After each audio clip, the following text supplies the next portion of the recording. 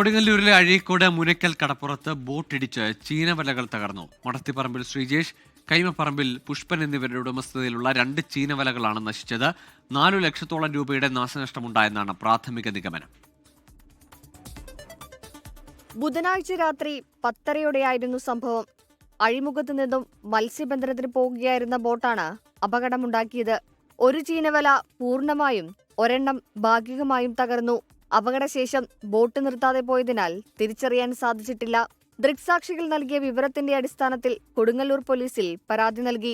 അപകടത്തിൽ 4 ലക്ഷം രൂപയുടെ നഷ്ടമുണ്ടായിട്ടുണ്ടെന്നാണ് പ്രാഥമിക നിഗമനം. ഇന്നലെ രാത്രി ഒരു 10-20 ഇടയിലാണ് നമ്മുടെ വലയില് ബോട്ട് കയറി. ഒരു വല പൂർണ്ണമായിട്ടും നശിഞ്ഞ്, ഒരു വല പകുതി ഭാഗ്യമായിട്ടെ. വലയും കുറെ സാധനങ്ങൾ കണ്ടിച്ചിട്ടുണ്ട്. 3-4 ലക്ഷം രൂപയോളം നമുക്ക് ചെലവ് വരും. ബോട്ട് കണ്ടെത്തുന്നതിനായി പോലീസ് അന്വേഷണം ഊർജിതമാക്കി. 24 തൃശൂർ. ലോകത്തെവിടെയായാലും ഏത് സമയത്തും 24 വാർത്തകളും ഓഗ്മെന്റഡ് റിയാലിറ്റി പാക്കേജുകളും എക്സ്പ്ലെയിനറുകളും വിശദമായി കാണാൻ ഞങ്ങളുടെ യൂട്യൂബ് ചാനൽ നിങ്ങൾക്ക് സബ്സ്ക്രൈബ് ചെയ്യാം.